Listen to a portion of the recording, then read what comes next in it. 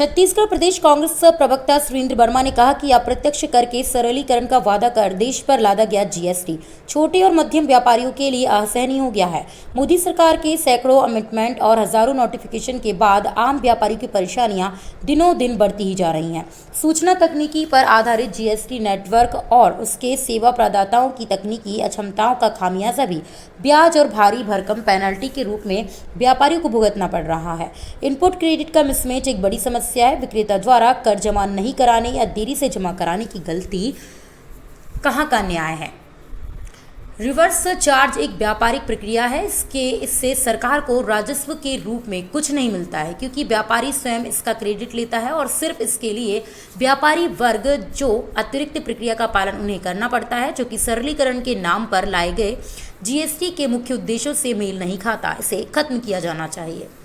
प्रदेश कांग्रेस प्रवक्ता सुरेंद्र वर्मा ने कहा कि जीएसटी लागू होने से उत्पादक राज्यों को होने वाले नुकसान की भरपाई की अवधि बढ़ाने के लिए मुख्यमंत्री भूपेश बघेल ने विगत दिनों केंद्र सरकार और 17 राज्यों के मुख्यमंत्रियों को पत्र लिखे। उस पर भी मोदी सरकार के समक्ष अपना नंबर बढ़ाने दलीय चाटुकारिता में डूबे प्रदेश के भाजपा नेता तथ्यहीन अनर्गल बयानबाजी करने से नहीं चूके।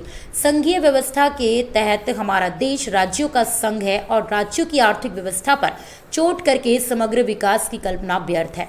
कोरोना संकट से काफी पहले ही मोदी सरकार की गलत आर्थिक नीतियों, नोटबंदी और बिना तैयारी के त्रुटिपूर्ण जीएसटी लागू करने के चलते देश की आर्थिक हालत खस्ता हाल में पहुंच चुकी है। कोविड काल से पहली अर्थव्यवस्था के शेल्फों में 77% तक कमी आ चुकी थी। जीएसटी लागू होने के बाद उत्पादक राज्यों को बड़ा नुकसान हो रहा है। छत्तीसगढ़ के मुखिया भूपेश बघेल ने सामूहिक प्रयास पर जोर देते हुए कहा, देश के 17 राज्यों के मुख्यमंत्रियों को पत्र लिखकर अनुरोध किया है कि केंद्र सरकार से क्षतिपूर्ण 10 वर्ष तक जारी रखने के लिए आग्रह किया जाए।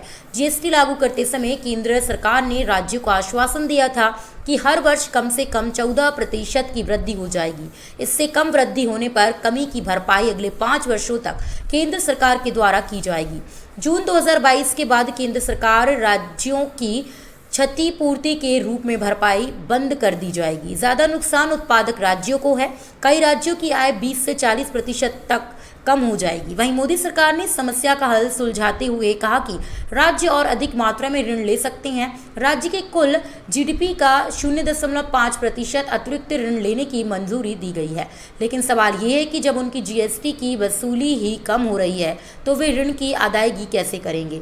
ज़रूरत ये थी कि राज्यों की आय बढ़ाने की व्यवस्था की जाए, क्षतिपूर्ति की दर और अवधि बढ़ाई जाए। ये एक सीधा उपाय भी था। हर राज्य को छूट दे दी जाती है, वह अपनी सीमा में जीएसटी की दर को निर्धारित कर सके, जैसा कनाडा में है। लेकिन केंद्र की मोदी सरकार का रवैया पूंजीवाद से प्रेरित और अधिनायकवाद के रास्तों पर चलकर राज्यों के आर्थिक हितों के खिलाफ है।